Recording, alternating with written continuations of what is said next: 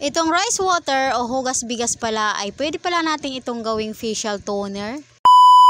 At para nga tayo makagawa nito mga mare, kailangan nga natin munang magsaing. Pagkatapos yung unang hugas sa bigas ay iipunin muna natin dito sa isang lagyanan. Pagkatapos itong pangalawang hugas bigas na ginawa natin mga mare ay dito tayo kukuha ng ating gagamitin. Para masigurado na wala talagang mga dumi-dumi dyan na masasama mga mare, eto gagamitan nga natin yan ng pansala. Kumuha lang ako dyan ng ganyang karami sa baso mga mare, tapos magsasalin lang tayo dito sa spray bottle natin. Alam nyo ba na itong hugas bigas o rice water mga mare ay napakarami palang benefits ang makukuha natin dito. Bukod sa nakapagpapaputi nga ito sa ating mga mukha, ito rin ay nakakatulong para maalis itong ating mga pimples sa ating mga mukha. Hello guys, ito yung una nating hinugas na bigas. Huwag nating itatapon yun dahil mapapakinabangan natin yun. Ito muna yung ating gagawin natin yung panghilamos. Hilamos muna ako ng tubig. Tapos sasabunan ko muna guys.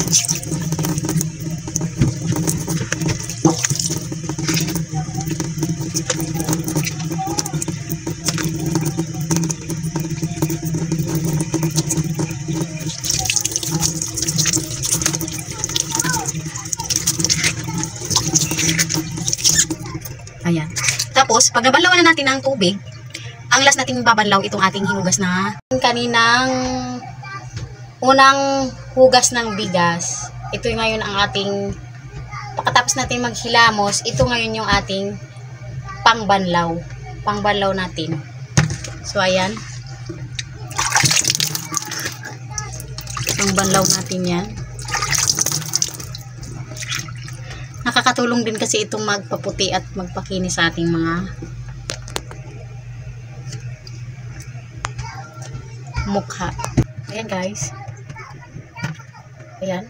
Ito, kung halimbawa namang hindi kayo madalas magsaing pero araw-araw naman kasi nagsasaing tayo, kaya araw-araw naman mayroon tayong hinugas ng bigas. Pero kung wala naman, pwede itong ilagay sa ref. Tapos, mamayang gabi or kinabukasan, pag maghihilamos kayo, pwede na yung gamitin ito. So ayan. Pagkatapos natin guys maghilamos, pupunasan ko lang yung, papatuyuin lang natin yung mukha natin.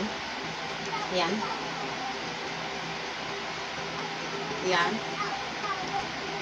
Tapos kapag natuyo na, itong ating kaninang sinalin, itong mag-a-apply na naman tayo nito para ito yung magiging facial toner natin. Dito, hindi ako naghalo ng kalamansi. Yung iba naghalo ng kalamansi, kaso ako kasi facial toner kasi ito hindi mababanlawan, kaya hindi ako naghalo ng kalamansi. Ito lang, pwede na, sapat na. Pwede itong facial toner.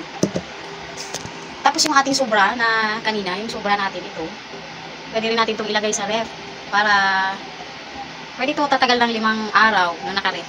Pero kung hindi, gaya ng sinabi ko, araw-araw naman tayo nagsasaing, kaya pwede naman tayong kumuha araw-araw sa ating sinaing ng ganito para fresh lagi. So ayan, ito ganito lang yung ating pag-apply ng meron ako ditong bulak. Ayan, ayan, ayan. Tapos spray lang natin dito, spray lang natin yung mabango. Tapos gawin lang natin ayan, toner. Pwede na natin gawin toner ito, napaka-natural, natural lang. Ayan, pahid lang sa mukha, pati liig, sama mo na yung liig. Ayan.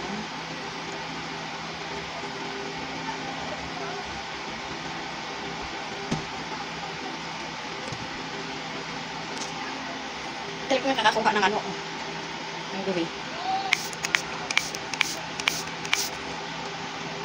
Ayan. Bagay, hindi naman ito gaano na naghilamos na ako. Pero iba talaga kapag may nahid sa mukha. Talagang matatanggal yung mga dumi.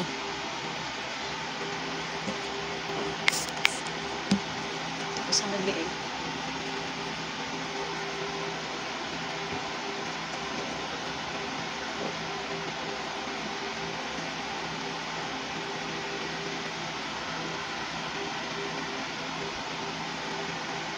Ang dumi. Ayan o. Ayan. Makikita yung mga dumi talaga.